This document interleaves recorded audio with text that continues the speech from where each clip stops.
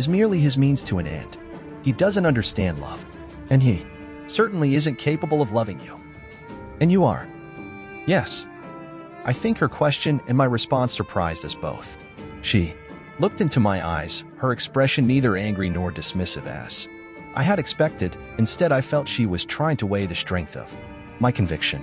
I don't want to make the same mistake twice, she said, turning her back on me, snapping the lid of her locker closed, and opening the one next to it. I watched her rifle the next locker, replaying her words in my mind. There had been no rancor in her tone. Had it been an invitation? She kicked off, gliding past the stasis cells beneath the long-gone forward hatch, adding a single coil of cabling to the detritus on the static mat. The collection of items was small, and I already knew that none contained a speck of precious iron. If we were going to die, there was no point in holding back. I love you, Renee. I'll always love you. Please, Lowry. She turned to face me. For the first time I noticed the dark circles under her eyes, the exhausted look on her face. We don't have time for this. We've got to search these lockers. She was still clinging to the absurd notion that we might be saved.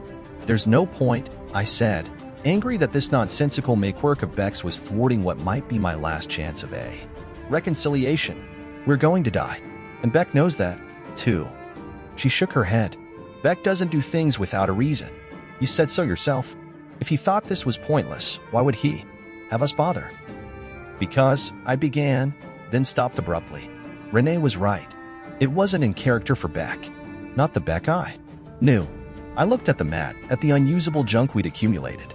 I felt a strange dislocation. A chill prickled the bare skin on the back of my arms, as if a cold breeze had gusted through the cabin. Beck doesn't do things without a reason. So why would he want to keep us busy up here while he went aft? Then, like the last tumbler of a lock falling into place, I got it. There was enough iron on the shuttle. I stared at Renee, looking for it in her eyes, to see if she knew, to see if she'd been in on it from the start. But I couldn't detect anything. I know what he's up to. I watched Renee's face carefully, trying to gauge her reaction. She looked puzzled. Her mouth open then closed. Her eyes flicked up, past my shoulder towards the aft hatch, then went wide. I swung around. Beck glided soundlessly towards me, his eyes lit with murderous intent. In his right hand he clutched a long-bladed knife of dark glass. I froze, staring at that knife, its edge honed to an inhuman sharpness. In the short time Beck had been back there, it was the best weapon the GPAD could construct. He cocked his arm, readying to slash at the artery in my throat. I don't remember ordering my legs to kick away from the forward bulwark, but I must have. I shot towards Beck. The space was cramped, only a few meters across, and there was nowhere else to go. Beck was bigger and stronger and faster. Only for the next few seconds he was a captive of his inertia. I bounced off him like a ball, but a ball moving at twice his velocity. Beck was caught by surprise, hesitated. He twisted around, cut an arc through the air with the knife. I was already gone, having ricocheted off my own stasis cell, angling towards the aft hatch. In a moment I was through, catching the grab bar just inside the propulsion module and pounding the flat of my palm against the emergency seal button. The hatch began dilating. Alarm klaxons ululated angrily. The last thing I saw was Beck's hate-filled, crimson face bearing down on me as the opening grew smaller and smaller. But he was too late for anything. I hadn't felt the cut at all. Perhaps it was the surgical precision of Beck's blade, or perhaps it had been the rush of adrenaline, blotting out everything but the need for flight. A precise slash along the outside of my thigh bled steadily. Small globules drifted around the cabin like tiny sanguine planets. How ironic, I thought. Here I was, leaking precious iron-laden blood as Beck had wanted me to, while he and Renee were trapped on the other side of the hatch. I batted a large bubble and it shattered into a dozen small red spheres that wobbled away. How much blood would it take? Beck would have taken a sample of his own blood, submitted it to the GPAD and run the cold equations, determined the exact amount of iron required, and he would have concluded that it would require a death. I made a rat's nest of the wiring in 2 of 3 EVA suits clipped to the wall. Then I struggled into the third one.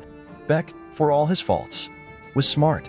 It was only a matter of time before he figured out how to override the emergency lockdown, or until the ship decided the Danger had passed, that the atmosphere was safely equalized on both sides of the hatch and re-enabled access. The docking airlock had gone with the command module, but there was another back here, a small emergency airlock opposite. The GPD. I keyed in the sequence to dilate the inner door. Inside, a large square button flashed green, waiting for the final command. I stepped in, then turned and stared at the translucent sides of the GPD. I thought about trashing it, destroying their last hope. Instead, I punched the green button. The inner door sealed. The lock cycled out. The atmosphere, then the outer door dilated to reveal a heartbreaking scattering of stars. I clung to the hull. The shuttle spun, the heavens reeling around it in the slow, vertiginous roll. I hadn't bothered clipping myself to the safety lines. The gentle tug of centrifugal force tried to pry me from the hull. I squeezed my eyes shut against the spin of nausea. Lowry? Renee's small voice sounded in the earpiece. Can you hear me? I'm in the propulsion module. I opened my eyes and, careful to keep them fixed on the hull, inched over to the port near the airlock. Renee's face was framed in the small pane. She wore a headset. I didn't know. I swear. Bex told me what it was all about. I opened the transmit channel and there was the subtle, characteristic change in the ambient. Lowry. She banged on the small window with her fist. Talk to me. I'm here. We stared at one another, no more than a heartbeat apart. I'm sorry.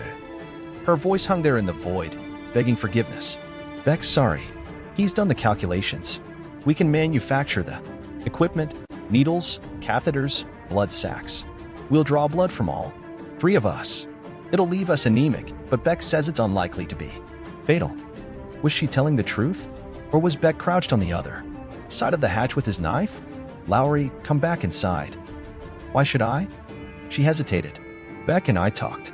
He understands now. Understands what? That. She lowered her gaze. That I don't love him. As absurd as it was, I felt a momentary surge of hope. She didn't love him. My thigh throbbed, a steady beat in time to the rhythm of my heart. What are you saying? David, please. She turned her head, as if she were trying to see if Beck was still there, behind her. Maybe he was or maybe he wasn't.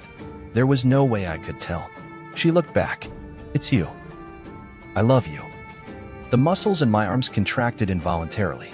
I had to squeeze the handholds with all my might to keep from reaching out to the button that would begin the cycle to open the outer airlock. She loved me. Or was it a lie, another betrayal? It's too complicated, I said, shaking my head. In any experiment, you have to cut down on the variables to isolate the thing that you want to study. What are you talking about? Beck would understand. David, please. You're not making sense. Love, I said. Believing someone loves you. You have to take it on faith. She paused. I love you, David. Don't you believe me? It would be so easy to believe her. So easy. And she knew it, too.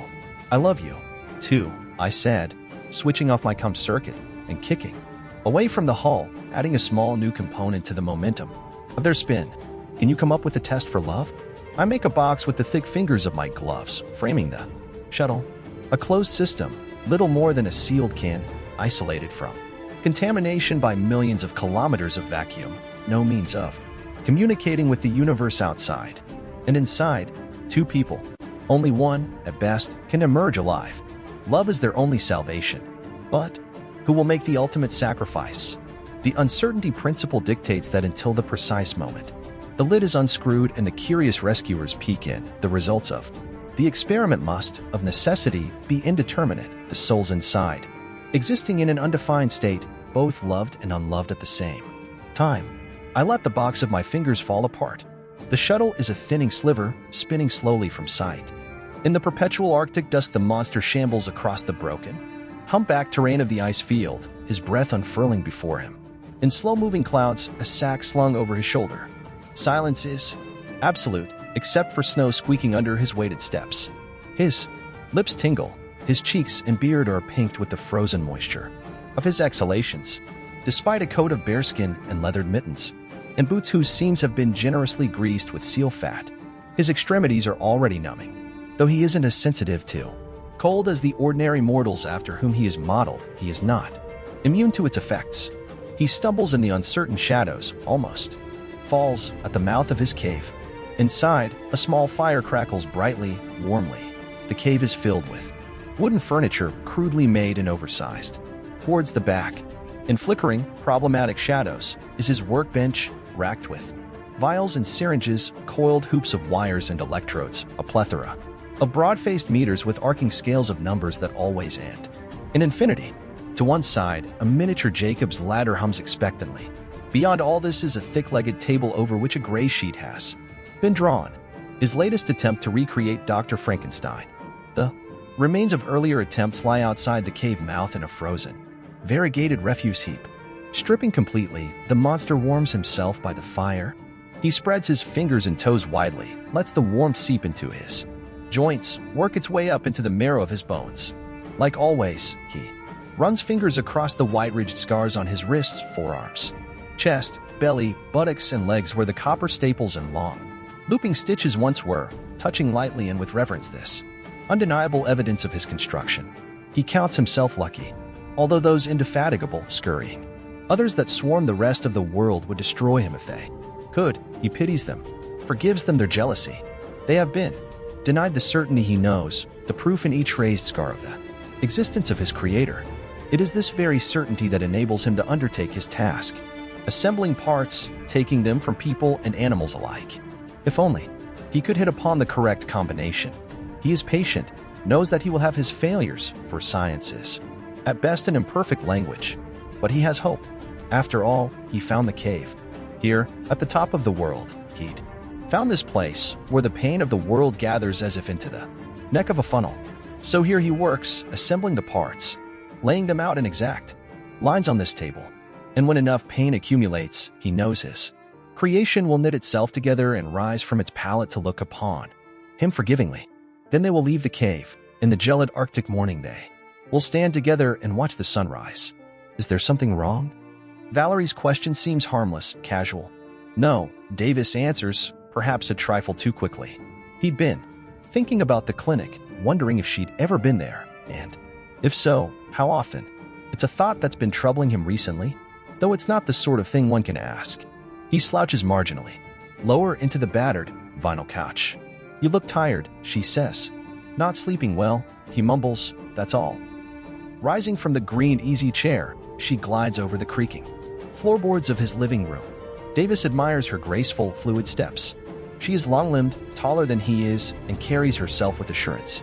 She has come straight from her job at the trust company and is dressed in a tailored, burgundy suit, impeccable, as usual, and a loose-fitting white blouse that conceals breasts too large and heavy for her narrow shoulders. Astonishing ebony hair falls to the middle of her back in straight lines, framing a long, wistful face, lightly etched, with the lines of character that hint at her age. Her eyes are deep gray, and full of the expectation of pleasure. In her, Davis sees the face of a sensualist, rich in experience and wordless understandings. A face unlike his own. Whenever Davis thinks of himself, he imagines an unremarkable face burdened with a perpetually dull and uninformed expression. She is 38. He has just turned 27. Early on, she'd given him a choice, an open relationship or nothing.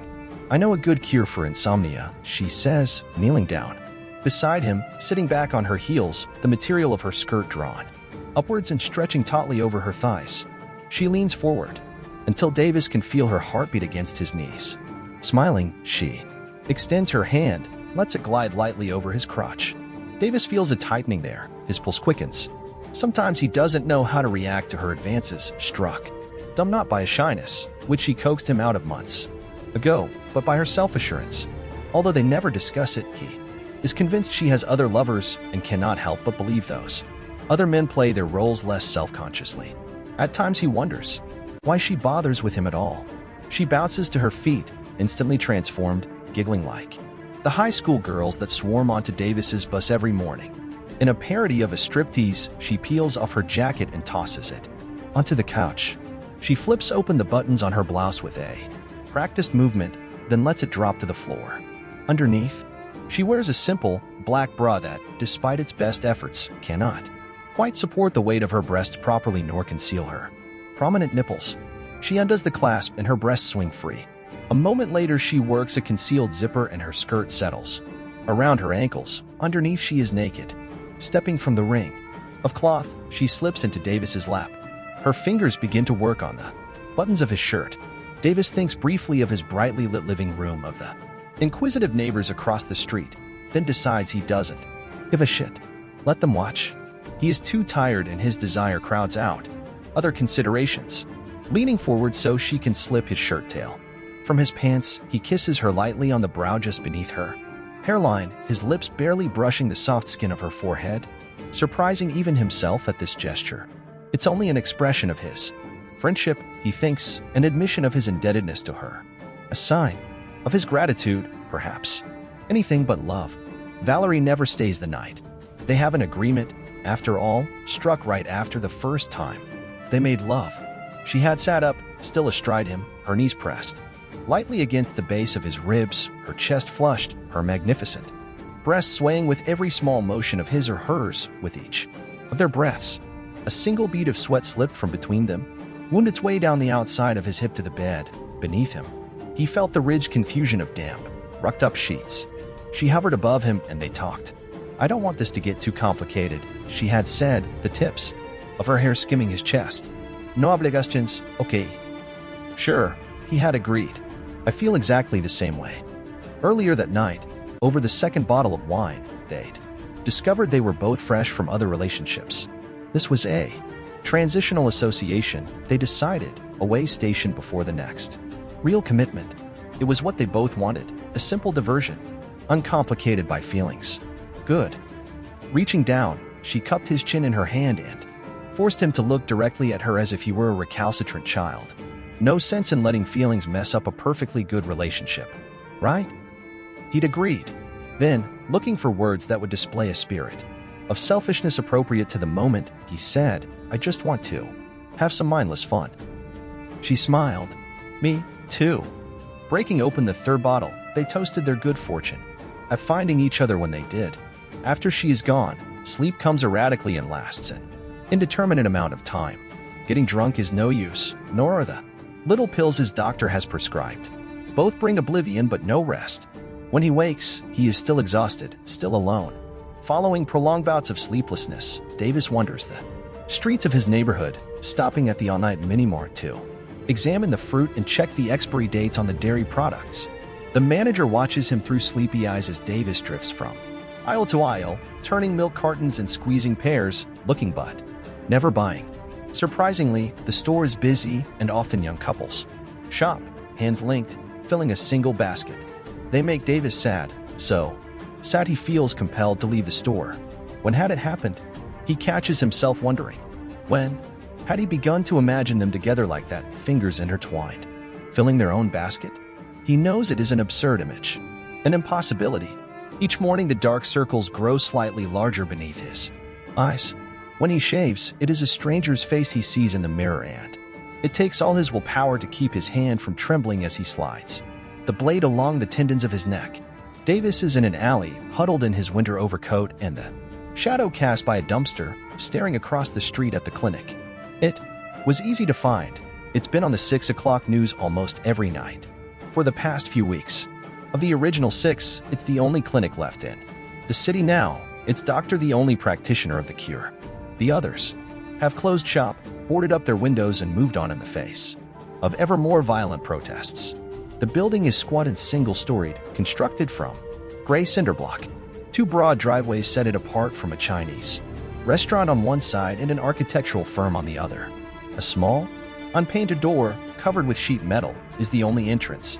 The ground floor windows have all been barred since the bombings last year. The roof still bears the scars of an arson attempt. Graffiti has been spray-painted on the front of the building, but the bulb of the nearest street lamp has been shattered and Davis can't make out the words. There are no signs attached to the building advertising its business, not even a street number affixed to its outside wall. If he didn't know better, he would have guessed it to be abandoned. It is 3 a.m. and his feet have carried him here. Why? He asks himself. Because, he answers, I can no longer face her. Because I love her. They've never talked about it, the clinic that is, except lightly, as if it were a joke. But he's certain she's been here before, perhaps. After her last relationship, though she's always been vague about her feelings. As for himself, he's never had the need. When he was younger, his father had insisted on a private, all-boys high school. The few girls he'd met in those days had rebuffed his awkward advances, often with cutting remarks and laughter. By the time he reached university, he'd developed a cynical and somewhat sullen demeanor, particularly in the presence of women. His first date, at the age of 19, was with an equally cynical woman. The two of them spent the evening making disparaging remarks about the movie they had just seen. She agreed to see him again the following night, and the next. For several weeks they continued to meet almost daily in coffee shops and cafes, he listening to her prattle on about Descartes or Nietzsche, and nodding his head in vigorous agreement. The two of them, wreathed in clouds of chain-smoked cigarettes. Evenings they would go out to a bar and offer up snide comments about the other patrons, drinking themselves into hysterical fits of laughter. Afterwards, they would prowl the early morning streets, side by side, not touching, both comfortable in the shared silence. When they parted, he would venture a tentative kiss. Sometimes she would return it lightly, other times she would avert her face so that his lips grazed her cheeks. This was all she would allow, citing a string of bad relationships and a need for time. But for him it was enough. He was still a virgin, though he would never have admitted it to anyone, and frightened of how she might react to his inexperience. He could wait. Eventually she would come around, but she didn't. For months after their first date, as they sat at 3 a.m. on a cold bench in a deserted park, she told him she'd moved in with another man. That was the last time he saw her. For the better part of the semester, Davis had tried to convince himself he wasn't hurt, that she hadn't had that kind of power over him. No, it wasn't love, he told himself. It was a biological drive, as simple and immediate as hunger. A need for companionship and sex? Perhaps. At worst, a simple infatuation. Nothing more. To confuse such a need with love would be a mistake that only the naive and wishful would make. Neither of them had ever used the word love. He certainly had never called it that. How could he? After all, he had proclaimed to her on more than one occasion that he didn't even believe in love. Even so, had he the option of a clinic back then? But the clinics opened only last year. For years, Davis had replayed that other relationship over and over in his mind, cataloging his mistakes, his overeagerness, his fumbling inexperience. For years, he savored this stunted love like a jawbreaker, letting it dissolve slowly in his mouth, careful never to bite down. But now, since meeting Valerie, even that small pleasure has fled. Though he tries, he cannot recall that other woman's face. Instead, Valerie fills every available bit of space in his brain. He shivers despite the thick pile lining of his coat. His breath hangs in front of him like a small, dark cloud. Tomorrow, during normal business hours, he will return. He approaches slowly, dragging his feet to make each SD take as long as possible. It is a cloudless day, and in harsh, unforgiving daylight, the clinic no longer looks abandoned.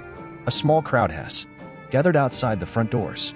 Protesters for the right to love movement mill on the sidewalk in front of the building, waving colorful placards. Make love, not indifference. One sign reads, "It is better to have loved than lost," says another.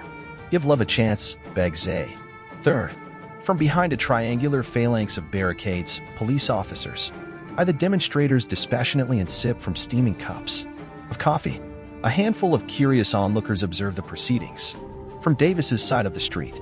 He has seen footage of these protests many times on the 6 o'clock news. But here, in person, the event is diminished, tawdry, and unimaginative. The protesters enervated and bored. He lowers his head, deciding to walk past. What was he thinking? "You're going in there, aren't you?" The voice startles Davis. He turns to discover a young woman has fallen into step beside him. She has a thin, earnest face. Pale tufts of curly blonde hair creep out from Baneata dirtinit capitulo. On the lapel of her coat are several buttons that identify her as a pro-lover. "No," he says, picking up his pace and smiling weakly at her. "First time, isn't it?" Her eyes are fixed on his, her hand clutches his arm, arresting his progress. Davis is flustered. He knows about their methods, has read reports in the paper of harassment and intimidation. He is fearful of a scene, of the inquisitive stares of protesters and onlookers alike. "First time for what?" he asks, trying to sound ingenuous. "Have you thought this through carefully?" "I'm afraid you've made some sort of mistake," Davis says. He tries to disengage his arm, but her grip is firm. Sometimes all we need is someone to talk to. A friendly, non-judgmental ear.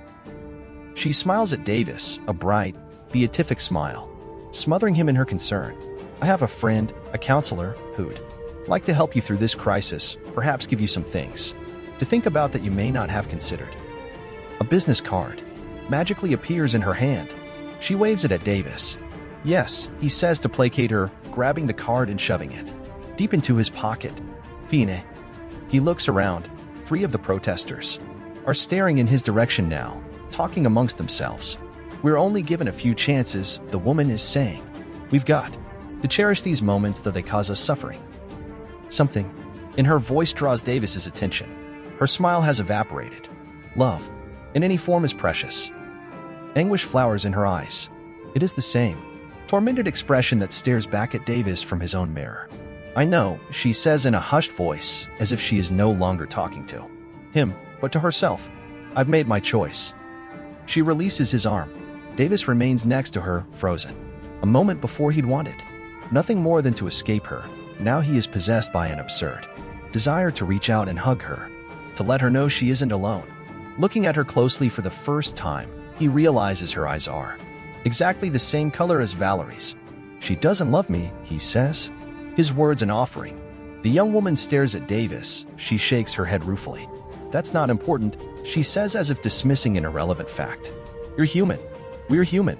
Hurting is part of that. If you go into the clinic, it's like surrendering a part of what keeps us alive. The woman extends her hand, stepping away from the clinic. Come with me. No, Davis manages to say, his voice pinched and hoarse. You don't understand. I wasn't. Before he can finish his sentence, a hand grips his shoulder. He is spun around. A man with wire-rimmed glasses, a goatee, and a worn leather jacket stands before him. To his left is a small woman in a blue parka and matching beret. The man shifts his grip to Davis's forearm. Come on, he says gruffly. We'll help you through this. The woman slips in beside Davis, winds her arm through his, shouldering the other woman away. We know what you're going through, she says, and propels him forward. We won't let them intimidate you. They whisk him expertly towards the clinic and the line of protesters. It is over quickly, though there is a little jostling and muttered words Davis cannot quite make out. His escort manages to slide him through the crowd. They deposit him at the door. Good luck, the woman says and squeezes his hand reassuringly. Then she waves at a security camera mounted over the lintel. A lock snicks and the door opens a crack, then widens enough to let a body through. Yeah, says the man, planting his hand in the small of Davis's back and shoving him through the opening. Ditto. Davis is alone in a brightly lit, peach-colored hallway. A worn, cream carpet covers a wooden floor. 2 doors down, past an occasional table with a vase of wilting flowers, a door has been stenciled with the words clinic waiting room. Beneath, in smaller letters, it says, no appointment necessary. Davis's face is flushed and his heart pounds. He stands motionless, calming himself, trying to get a grip on what happened outside. The last few minutes are a swirling confusion. It is not how he had planned to come here at all. Embarrassment suffuses him. He reaches for the door handle, but turning around would mean wading through the angry, accusing faces of the crowd again. Would mean facing the girl with the earnest face. Would mean explanations to the man and woman who escorted him through the protesters. No, he decides. He cannot go back. Nor, now that he thinks about it, does he want to, for he remembers what has brought him here in the first place. Valerie. He thinks of the way she comes and goes as she pleases, of how reluctant she is to reveal anything of her life. Davis has never seen her apartment. They always meet at his. She comes straight from her job at the trust company, a job about which Davis knows almost nothing. She doles out the details of her life parsimoniously, as if fearful that any revelation may strengthen their connection, may bind them like those who share a secret perversion. Davis suspects she has other lovers. She has not told him so, no. But then she hasn't denied it either.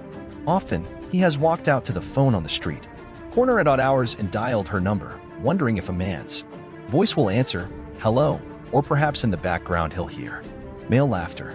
But he's always lost his nerve, hung up the moment the connection is made. I love you. Words he can never say. She is too ephemeral, too transient. Saying it would be like trying to nail her down. How often has she said she doesn't want to feel boxed in? That she wants her freedom? The very same words he has used. No, he can never tell her about his feelings. She would flee. He would lose what little he has. But he cannot continue in this way, either pretending he has no feelings for her. Each day he wakes from a troubled sleep more exhausted than when he finally shut his eyes the night before. Valerie spins in his mind like a maddening, inescapable tune. I have no choice, he thinks. Stepping up, he opens the door. The waiting room is small and boxy, with folding chairs lined up along 3 walls. On a low, wide table are scattered brochures for the clinic and dog-eared copies of Time magazine. At the far end of the room, a receptionist in a white smock sits behind a thick, plate glass window. A speaker grill has been set into the window near its base. No one else is in the room. With all the recent publicity, Davis is not surprised. He steps up to the window. Without looking at him, the receptionist says, "The doctor will be with you shortly. Please take a seat." The examination room is across the hall from the waiting room and faces the street. Davis sits on a gurney, the only piece of furniture. White cupboards run along one wall and several gas cylinders are arrayed against the other next to the gurney. In the far corner sits a large machine comprised of several drawer-sized panels that are mounted in a wall rack.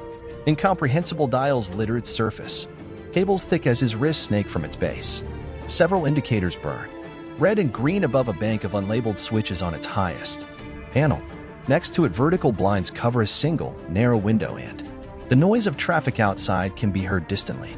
Occasionally, Davis fancies he can make out the chants of the protesters.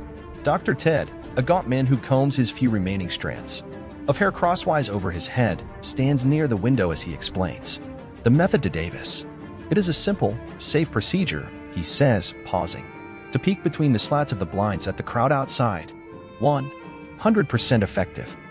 Dr. Ted raises his eyes to stare at him, and Davis nods as he believes the doctor expects him to.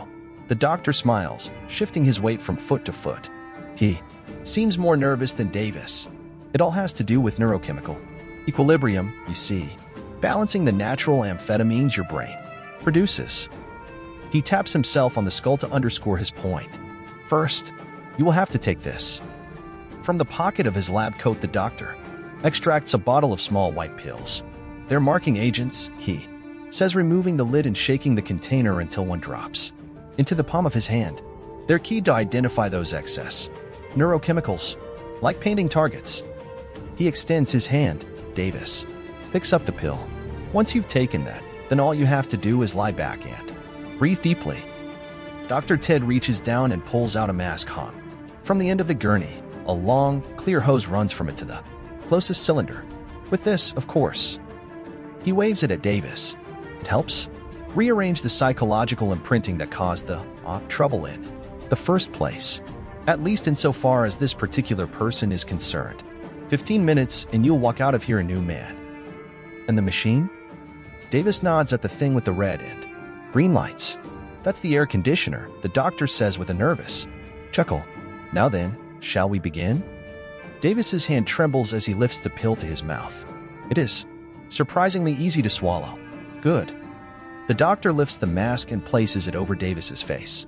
He adjusts the straps and directs him to lie down. I'll be back in 10 minutes to check your progress. Don't worry if you feel some odd sensations. It's perfectly normal. The experience is actually quite a pleasant one. Davis wants to ask him how he knows about its effects, if his certainty stems from personal knowledge. But the doctor has already swept out of the room.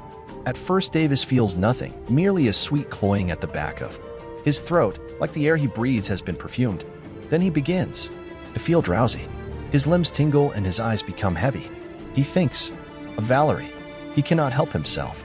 Inside, something delicate folds up, crumbles, and disappears. Strangely, he is not sad, though he doesn't understand why. Get him out of here. The shout echoes in Davis's head. At first, he believes it is part of the tumble of disconnected thoughts that have been floating lazily in and out of his consciousness like helium-filled balloons. But then, the mask is ripped violently from his face.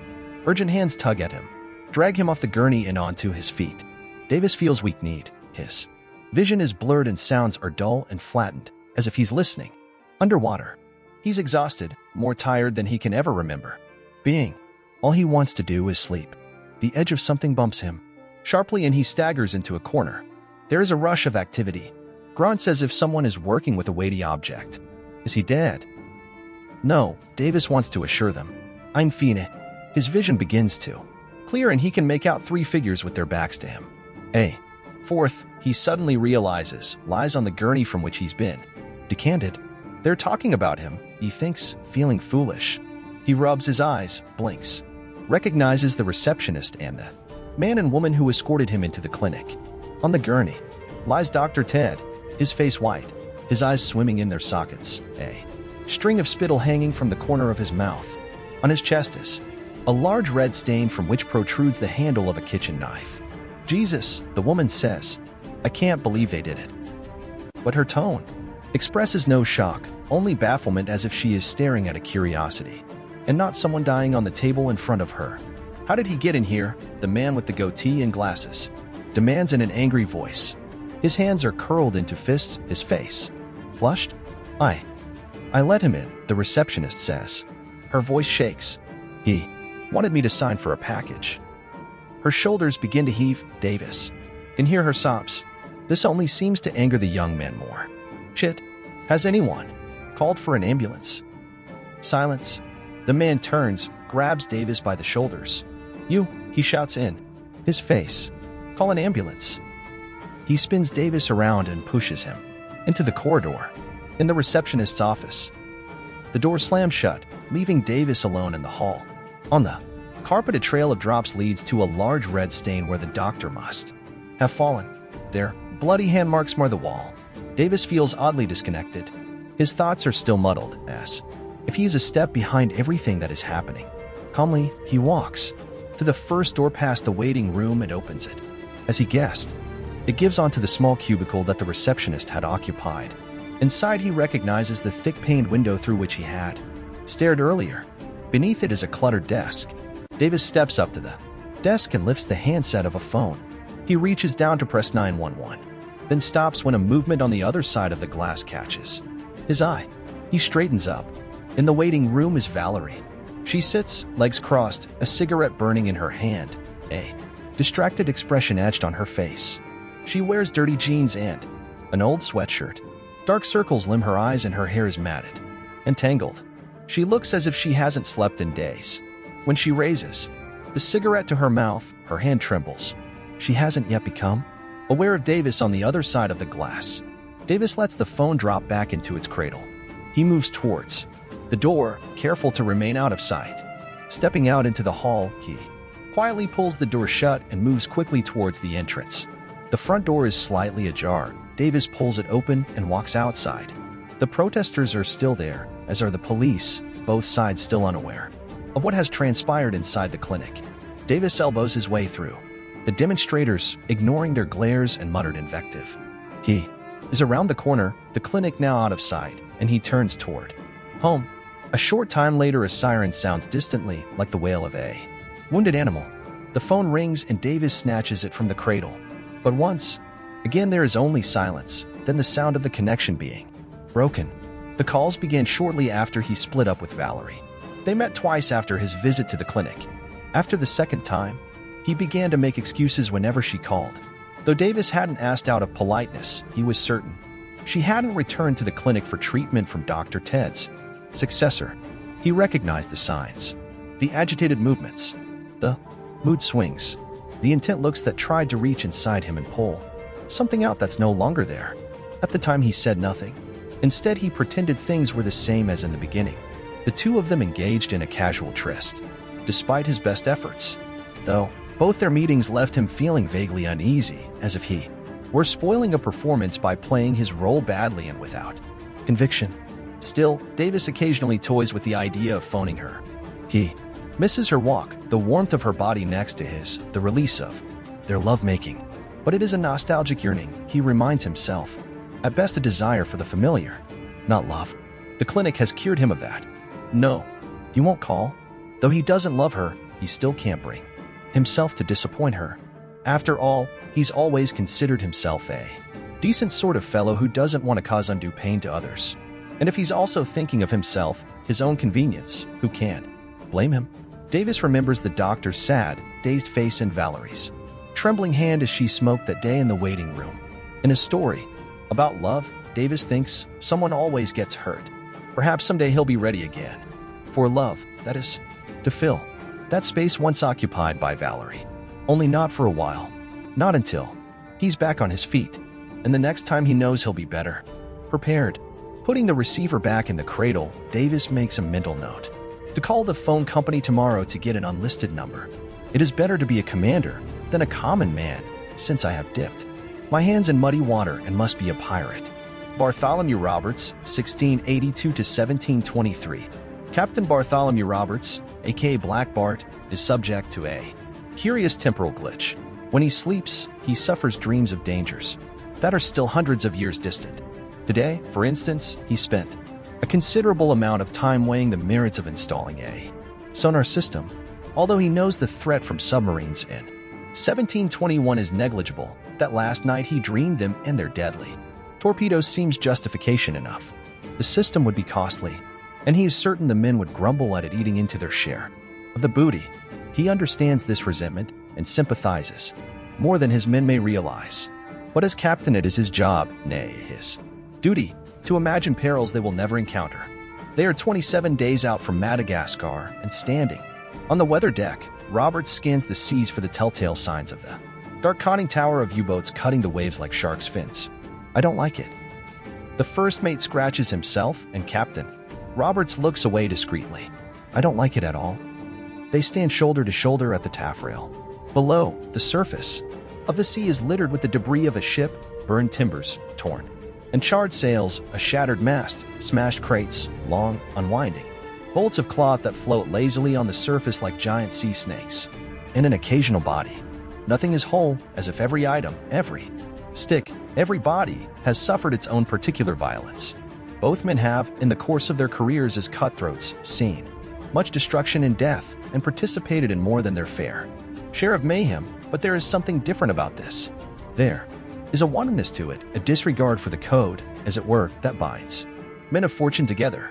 It is just the sort of excuse his arch-enemy, the governor of Jamaica, has been waiting for. It is almost certain, now that his long-standing request for additional Royal Navy ships will be satisfied. Captain Roberts knows this will cause him and his men no end of grief. The sea is slate gray and undulates slowly beneath a darkening, weather-filled sky. From time to time there is a hollow thump as flotsam fetches up against the hull. Pirating, Captain Roberts thinks, is a lonely business. The isolation of countless months at sea and the necessary secrecy of a pirate's life have presented him few opportunities to enjoy the company of the fairer sex. Being a Christian and a gentleman, he refuses, when in port, to avail himself of the bawdy houses his men frequent. Yet, there are times. No, he reproaches himself, he could never bring himself to do that. Lately, he has been plagued by an idea which, more and more, occupies his thoughts.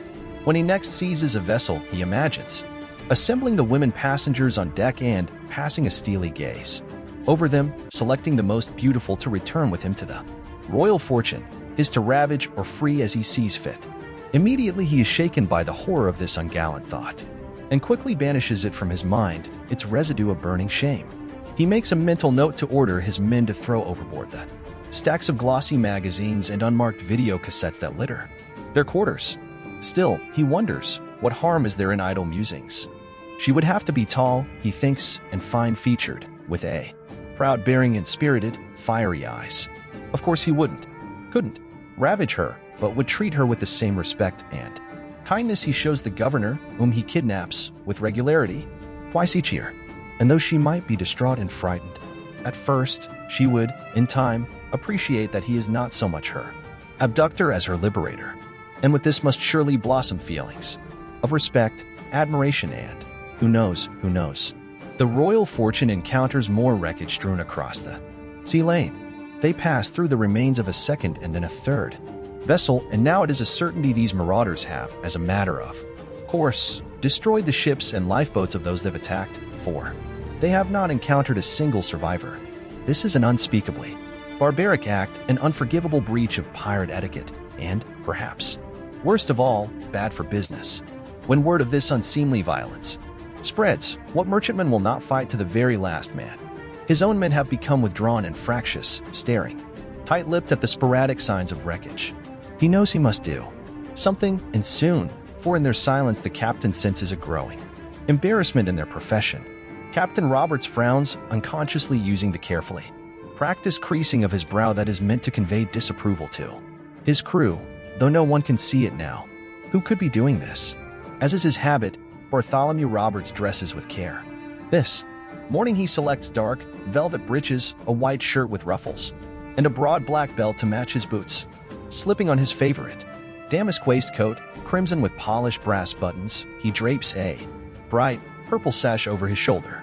Finally, he sets a broad cockaded hat at a stylish angle on his head. Studying himself in his mirror, he sees a somber man, tall and thin, with black hair and eyes as dark as a moonless night. Altogether, he appears fearsome and brooding, and it is small wonder his crew refers to him, not without a hint of pride, as Black Bart. Today, in an inspired speech at the close of Sunday services, Captain Roberts informs his men that it is time to set aside personal profit in the face of the growing threat from this unknown enemy. He explains that although attacking a brother pirate may be deemed bad form, this interloper, by dint of his actions, has placed his ship and crew outside the pale, so to speak, and is no longer entitled to such courtesies as are normally granted between gentlemen of fortune. The crew greets his speech with a rousing cheer, and the men quickly fall to their tasks, unfurling the sails and priming the guns with a gusto he has not seen since their early days together. Above him, the sails snap and strain at their lines like tethered dogs, and the Royal Fortune cleaves sharply through the waves, moving swiftly to the hunt. Watching his men work this way, his throat constricts with bride. He could love them no more than he loves them this moment. He turns from them and gazes out to sea, struggling against the sentiment of a single tear. Captain Roberts is aghast. The governor's mansion is a charred ruin. The city streets are deserted.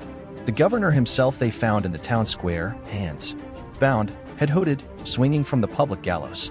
Though he and the governor had been at odds over the years, Captain Roberts would never have wished such an ignominious end on him.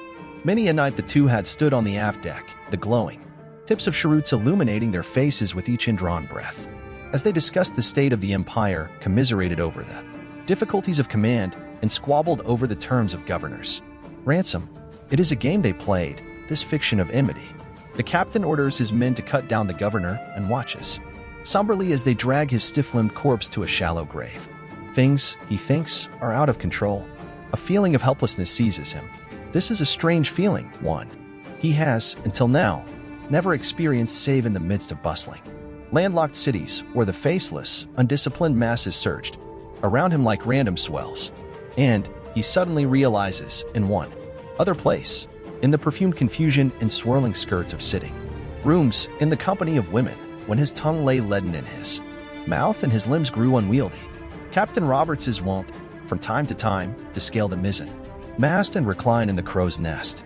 Though it strikes his officers as odd, they have learned it is better not to question the captain's actions.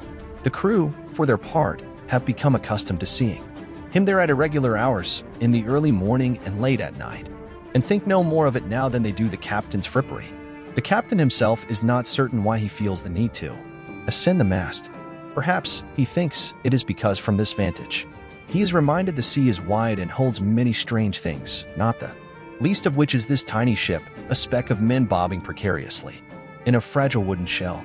In the mornings he finds it reassuring to watch the crew, just roused from sleep, move about their duties in the small, ordered universe of his vessel far below. They heave to beside a listing, burned-out galleon that, incredibly, remains afloat despite several gaping holes amidships. At hands, the sharp-eared pilot not heard something they might have passed it by in pursuit of the cowards that have gutted it and left it to sink. Oh, horror of horrors! The men shout when they discover it is the weeping of a young woman left to drown on the foundering wreck. That has drawn the pilot's attention. With all possible dispatch, the captain has a boat lowered and sent to retrieve her. And when the woman is brought before him, the captain's heart falters. It is her, the one he has imagined. She is a startling beauty, dusky-skinned, with flowing raven hair, full ruby lips, and wide, piercing eyes. Her dress is torn in several places and singed at its hem, and the captain's anger rises at the thought of any harm befalling her. "Who has done this to you?" he demands, barely in control of his rage. Her face colors and she averts her eyes in such a way that the captain is sure his heart will burst. But she says nothing. Fighting back his anger, the captain again implores her, "Please, you must tell us. Who has done this to you?" Still she remains mute. She shifts her weight from foot to foot uneasily, and her dress rustles, revealing tantalizing glimpses of flesh through its rents. "Do not fear me," the captain says. "I will let no one hurt you." There is a tug on his sleeve from behind. "Captain, sir," a voice whispers in his ear. "What?" The irritation is his voice he knows, unwarranted, but it comes of its own accord. She can't tell you nothing. It is a large crewman with a cauliflower ear whose name he has forgotten, one of those whom he had sent to rescue her. "She be a Spaniard," he says, and ignorant of the Queen's English. Captain Roberts frowns. That night, in honor of his guest, Captain Roberts has his men place a table and 2 chairs on the afterdeck. The table is covered with a sampling of his booty, the best Irish linen from Perth, plates of English bone china, delicate crystal goblets from Italy, and chaste silverware from Persia whose polished surfaces reflect the stars burning in the heavens. Her name, he has discovered, is Ana Maria Guadalupe Isabel Urraca de Sandoval y Montero. The meal, despite the lack of fresh meat, is excellent, though the captain barely touches it. Instead, he watches the flawless lines of her face, head bowed demurely, the slight movement of her jaw, as she chews morsels of food between rows of small, perfect teeth. She swallows. When, on occasion, she raises her head and their eyes meet, both look away in an embarrassed silence. Afterwards, without thinking, he asks, "Did you enjoy the meal?" But she only stares without comprehension and makes a little shrug. Later, when Isabella, how he has already come to love the sound of that name, has retired to her berth, the captain climbs to the crow's nest. In the darkness when they run, as now, with lanterns extinguished, it is possible for him to believe that they lie there, together, hand in hand, beneath the vault of the star-speckled sky. Not all pirates are so by choice. It's true. Roberts, once a pilot for an English merchantman, had simpler ambitions before being pressed into service by a pirate crew, into whose hands his ship had fallen. He wished, history tells us, to be master of a schooner, to be respected and obeyed by his crew, to have a master's share of the profit, to own a captain's home by the sea, to love a beautiful woman, and to be loved in return. Ship ahoy! On the horizon a vessel limps into view, tacking raggedly against the wind towards them. Behind her she trails a coil of black smoke, a snake rising into the heavens. As she approaches, Captain Roberts, in an uncommon appearance, on the foredeck, observes her through his favorite brass telescope. The ship is badly damaged, its mainmast sheared, its rigging a tangle, tattered sails flapping loosely in the wind. Her starboard side bears an enormous scorch wound twice the height of a man, her timbers staved and just above the waterline. It is a miracle she is afloat. It is the Amity, 2's ship, and Captain Roberts orders his men to stand down from the cannon. Roberts has met 2 before, one sheltering in the Madagascar from a storm, during which time the 2 pirates eyed each other warily, and the other when they had formed an uneasy alliance off the coast of India to pursue a rich, heavily armed French vessel. 2 is a formidable opponent, a stern and demanding leader, courageous in battle. Captain Roberts sees him not so much as an enemy as a competitor, though in the right circumstances he would as soon give him a broadside as a cheery wave. The captain orders his pilot to swing the Royal Fortune close to the Amity, and when the 2 ships are but a few lengths apart, Captain Roberts cups his hands around his mouth and shouts, "Heave to." "No, sir." 2 shots across the shimmering water that separates them. "I will not. The devil take me before I drop sail. Fire if you must, but I will not." The 2 ships are opposite one another now, and the captain can see 2's shoulder is bloody, his arm supported by a makeshift sling. At his feet lie many wounded and dead. What scurvy dog has done this to you? Captain Roberts demands. The Amity has slid past him and Roberts moves along the rail and down to the weather deck towards the aft of the Royal Fortune, attempting to stay in earshot. 2 shouts something in response, but a sudden crack of a sail obliterates his words. "Say again." "Bachelor's delight." The captain is puzzled. The name is unfamiliar. What are her armaments? The Amity drives on, and only snatches of Two's response can be made out. Her crew, pursued. Half a day, do not trust. What? What? Shouts the captain, but it is too late, for the Amity has passed, and Two's words are torn from his lips by the wind and scattered to the sea. When in port, Captain Roberts stands on the forecastle deck as his crew disappear into the night. It is one of those rare occasions when he may be seen before the mast. The men believe it to be a superstition on the captain's part, though the truth is were they not to see his solitary figure as they drifted towards the smoky taverns and ill-lit brothels. It is they who would be apprehensive, casting backward glances, uneasy at what this might portend. Alone at last, Captain Roberts retires to his cabin. Here he lights a lamp and, selecting a leather-bound volume from his shelf, sits in his favorite chair to read seafaring adventures. He enjoys these times when the trials of his command are forgotten. Despite what he believes to be an unfair bias against his calling, these accounts greatly interest him, and he secretly pulls for the pirate captains, though he knows they must always lose in the end. Yet, he cannot help but hope. You just never know, he says to himself. You just never know. Her name, Bachelor's Delight, is painted in bright red letters above the stern windows. She is a small, innocuous vessel with minimal armaments, only bow and stern cannon, swivel-mounted, and of small bore, laboring under half sail, pushing towards the Americas, and if she is concerned about the truculent ship that closes rapidly on her, she shows no sign. It boggles Captain Roberts' imagination how this ship could be the author of such destruction. He taps his chin, eyeing the Bachelor's Delight, not yet calling his men to arms. Given the informative appearance of the ship and his ship's 48 heavy cannon, it hardly seems sporting, but perhaps that was Two's mistake. Captain Roberts orders all hands above deck to prepare for the coming engagement. Muskets, pistols, boarding axes, and cutlasses are distributed, barrels of gunpowder and shot are wrestled from the hulls and cached where they will be protected from stray shot.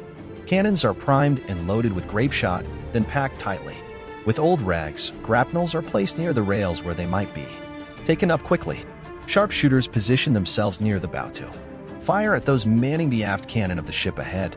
Behind them wait another group of men whose job it is to pound large wooden wedges between the rudder and stern post of the enemy vessel when they are close enough, so she will no longer obey the helmsman's command. Bachelor's Delight hasn't a hope. Going below, Captain Roberts dons a crimson waistcoat, silk breeches, and places a thick silver cross suspended by a gold chain around his neck. Then he jams a brace of pistols into his waistband. Finally, he places his favorite hat, with a single ostrich feather stuck in its band, on his head. When he returns to the deck, the stations report their readiness. One of Captain Roberts' recurring nightmares. In it he stands, alone mid-ocean, barefoot, on the oily back of an immense, slumbering sea beast, waves lapping over his feet, not daring to breathe. They had not expected her to turn, nor were they prepared for how smartly she comes about, angling towards the royal fortune. Captain Roberts has done the only sensible thing he can do to respond to their maneuver, which is to swing his ship in a parallel course so that they may bring her heavy guns to bear. Both ships cleave the waves, but the royal fortune, despite its size, is the swifter and more agile of the two and presents Roberts with the first chance to let fly a broadside. Stand ready, he shouts, and the gun captains raise smoldering ropes so they dangle just above the cannon's touch holes. One more moment, then a long row of women, their stiff skirts bouncing in the wind, is herded against the enemy's rail, directly in their line of fire. The captain gapes at them in horror. What madman, what craven wretch could do such a despicable thing? Mi madre, mi hermana. The shriek fills the captain's ear. Isabella has found her way on deck and cries out, falling to her knees, clawing at the captain's clothing. Mi madre, she wails over and over again, gesturing to a gray-haired woman at the end of the row, who waves. In return, the captain does the only thing he can do.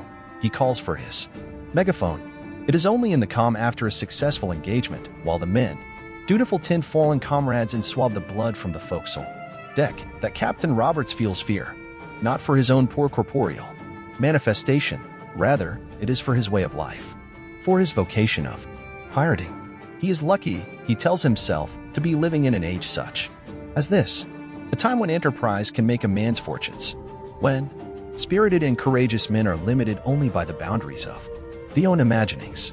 A time when men are men and still he is plagued by dreams, nightmares of far more hazardous and uncertain lives to live yet. An age in which vapor trails crisscross the sky and destruction is not face to face in a manly confrontation, but is instantaneous and unannounced. A time in which honor, valor, and love have been utterly and irrevocably annihilated. These are dreams he hopes he shall never wake to see. Captain Roberts would never, ever have fired on the bachelor's delight. He is too much the gentleman for that. Nevertheless, he can still bluff. And bluffing is always easier with the 48 heavy guns of the Royal Fortune weighing in on his side. Not to mention a well-placed warning shot over the other ship's bow. A terse, shouted conversation results in a boat being put out from the bachelor's delight as per the captain's demands. It is dropped into the water on their starboard, out of the captain's sight, and he holds his breath until it comes round their stern. A single man pulls the oars as the boat bobs towards them. In it are the women, including Isabella's mother, as Captain Roberts has ordered. Only when the line is finally thrown up and the boat sidles up to their starboard, Captain Roberts can see it is not women sitting in the boat, but barrels festooned in women's garments. Isabella's mother stands, holding a yard-length wick that curls from the top of one of the barrels. In her other hand she holds a smoldering rope. The captain is flabbergasted. "Surrender," she shouts in the king's English, "or I will blow you all to hell." "Madam," Roberts begins, trying to regain his composure, to sound reasonable in the face of this entirely unreasonable behavior. "If you sink our ship, you will lose whatever booty you might have had, and you will kill everyone aboard, yourself into the bargain." She shrugs. "And if I do not, you will have us." She touches the wick with the tip of her cigar, and it burns furiously. "So I have no choice." "Are you mad?" Captain Roberts flaps his hand back and forth, ludicrously, like he is trying to wave out the hissing wick from this distance. Already 1/3 of its length has been consumed. "No, she is not. It is Isabella, whose English has taken a sudden turn for the better. It is the world that has gone mad." Captain Roberts looks from her to the wick, which has burned, to within a foot of the barrel, then back to her. Isabella's cheeks are flushed and her eyes are ablaze. She is beautiful beyond words, and the captain knows in that moment she would kill them all without a second thought. "Well," she asks, touching his neck with the delicate tip of her finger and running it down over his heart, not at all hurried, as if there wasn't a mere handspan of wick left between them and oblivion. The famous blackbard. Robert sits across from a pale young man in the belly of the bachelor's delight. The lad's voice is high-pitched, and a smirk plays at the corner of his lips. To his right sits the woman Isabella. "I wish to speak to your captain," Roberts says flatly. He has been led blindfolded to these quarters and is still smarting from the indignity of his defeat and his subsequent treatment. Even so, he has resolved that, despite the risk to his own person, he will not, nay, cannot, let this craven use of women pass unremarked. "You are speaking to the captain," the young man replies curtly, and with a small twitch of irritation, as if it is a slight to which he has become accustomed. "What is it you wish to say?" Captain Roberts can barely conceal his surprise and shifts uncomfortably in his chair. Can he have been defeated by this slip of a lad? "You, sir," he says, mustering his greatest disdain, "are a coward. And you, sir, are a dandy," the lad replies, uninterested. Captain Roberts blinks. He adjusts the rakish angle of his hat, which suddenly seems askew, and the feather momentarily dips into his sight. The boy leans forward. "And do not call me sir. I am a woman. We allow no men to serve on this ship." The captain is nonplussed. He opens his mouth, but no words emerge. "No men? And a woman in a man's clothing, the captain of a ship? Absurd.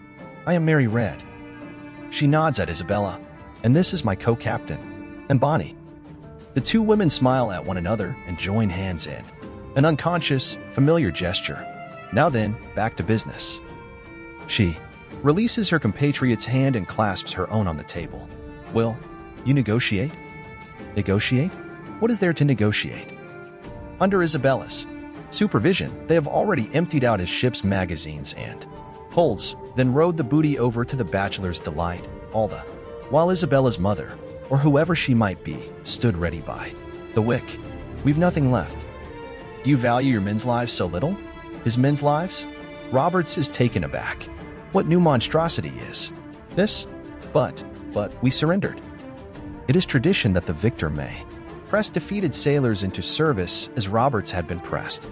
But the others you always released, either on their own vessel if it was still sea-worthy, or at the next port of call. To kill them went against all the rules of civilized engagement. My God, woman, you cannot. This is outrageous. Outrageous? Mary's eyes blaze. You are far luckier than you. No, Captain. Normally it is against my nature to negotiate surrender. If I were to have my way, we'd have set sail by now. Roberts knows from the way she says it that she means they'd have scuppered his ship, consigning him and his men to the bottom of the sea. You are mad. Balling her fists, Mary stands. Roberts rises to meet her to the side and clears her throat meaningfully. Mary glances at her, piqued, but reclaims her seat. Very well, she says, turning back to Roberts, who still stands. Dandies are not to my taste, she says dismissively. Alas, Mary has a weakness for your sort. So, here it is. In return for the lives of you and your crew, we have just one demand. Something in the nature of a personal service you may render. My co-captain, or is it Isabella, drops her chin slightly, coyly, and smiles at him. Pirating, you see, is a lonely business. The captain blanches. Captain Roberts has far to sail yet. He will take many ships in, becoming the most successful of all pirates. And he will meet his death another day at the hands of Captain Ogle of the Swallow when he is struck in the throat by grapeshot, standing atop a gun carriage, dressed in silk breeches, a crimson waistcoat, and a hat with a single ostrich feather. The world, it seems, is wider and stranger than even Captain Roberts has dreamed it.